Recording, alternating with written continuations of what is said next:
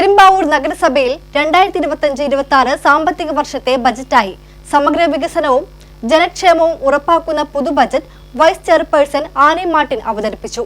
44 കോടിയോളം രൂപയുടെ വരവും 42 കോടിയോളം ചെലവും പ്രതീക്ഷിക്കുന്ന ബജറ്റാണിത്.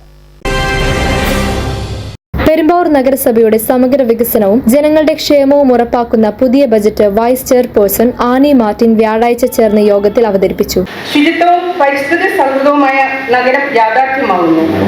ഭാവി തലമുറയ്ക്കായി ജലസമ്പത്തിനെ സംരക്ഷിക്കാൻ ജലശ്രീ പദ്ധതി രൂപീകരിച്ചിരിക്കുന്നു. നഗരത്തിന്റെ ഇരുട്ടകറ്റാൻ വെട്ടം പദ്ധതിയിലൂടെ കൂടുതൽ തെരുവ് വിളക്കുകൾ സ്ഥാപിക്കുന്നു. ഒരേ സമയം വിദ്യാർത്ഥികളെ മികച്ച നേട്ടങ്ങളിലേക്ക് ഉയർത്താൻ ഉയരെ എന്ന പ്രത്യേക പദ്ധതിയും നടപ്പിലാക്കുന്നു.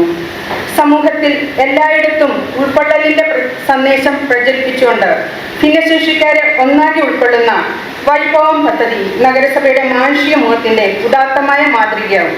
അതോടൊപ്പം തന്നെ പാലിയേറ്റീവ് കെയർ ഉറപ്പാക്കുന്ന ഉണർവ് പദ്ധതി രോഗത്തിന്റെയും വേദനയുടെയും വിഷമതകൾപ്പെട്ടവർക്ക് സ്നേഹ സംരംഭമായിരിക്കും.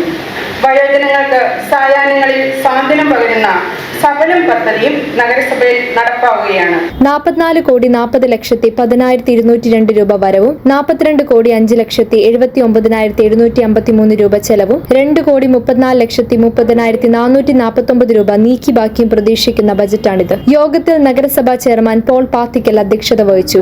പെരുമ്പാവൂർ നഗരസഭയെ സംബന്ധിച്ച് വളരെ സന്തോഷവും അഭിമാനവും നിറഞ്ഞ നിമിഷത്തിലൂടെയാണ് കടന്നു പോകുന്നത്.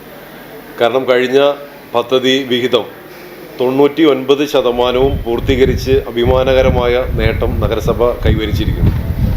അതുപോലെ തന്നെ ആവിഷ്കരിക്കുന്ന പദ്ധതികൾ പൂർണ്ണമായും നടപ്പിലാക്കാമെന്നുള്ള ഉറച്ച വിശ്വാസവും അതുമൂലം നമുക്ക് ലഭിക്കുന്നുണ്ട്.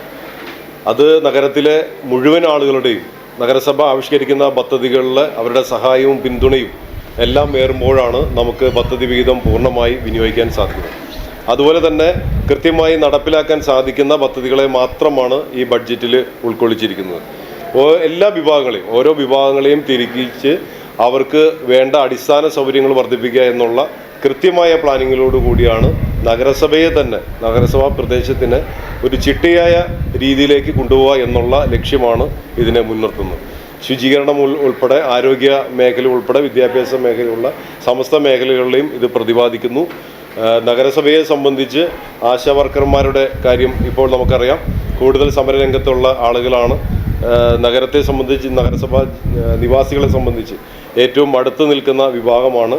അവർക്ക് ഓണററി ഉൾപ്പെടെ നഗരസഭ രീതിയിൽ തലത്തിൽ കൊടുക്കുവാനുള്ള തീരുമാനം ഈ ബഡ്ജറ്റിൽ ഉൾപ്പെടുത്തിയിരിക്കുന്നു. Deputy municipal secretary Shrimati Thankamani PA, വിവിധ വാർഡ് കൗൺസിലർമാർ, ഉദ്യോഗസ്ഥർ തുടങ്ങിയവർ പങ്കെടുത്തു. ശുചിത്വ ദൗത്യത്തിനായി സുഗന്ധം പദ്ധതി, ജലസ്രോതസ്സുകൾ സംരക്ഷിക്കാൻ ജലശ്രീ പദ്ധതി എന്നിവയ്ക്കെല്ലാം ബജറ്റിൽ പ്രാധാന്യം നൽകിയിട്ടുണ്ട്. വിദ്യാർത്ഥികളുടെ ഉന്നമനം ലക്ഷ്യമാക്കി നടപ്പിലാക്കുന്ന ഉയരെ പദ്ധതിക്കും തെരുവ് വിളക്കുകളുടെ അറ്റകുറ്റപ്പണികളും സ്ഥാപനവും നടപ്പിലാക്കാൻ ലക്ഷ്യമിടുന്ന വെട്ടം പദ്ധതിക്കും ബജറ്റിൽ തുക നീക്കിവച്ചിട്ടുണ്ട്. എല്ലാ മേഖലകളെയും കരുതിക്കൊണ്ടുള്ള ഒരു ബഡ്ജറ്റാണ് ഈ വർഷം തയ്യാറാക്കിയിരിക്കുന്നത്. അത് നമുക്ക് നടപ്പിലാക്കാൻ പറ്റുമെന്ന ഉറച്ച വിശ്വാസമുള്ള ബഡ്ജറ്റിൽ പെടുത്തിയിരിക്കുന്നത്. ജനങ്ങളുടെ ആരോഗ്യത്തിനും വിദ്യാഭ്യാസത്തിനും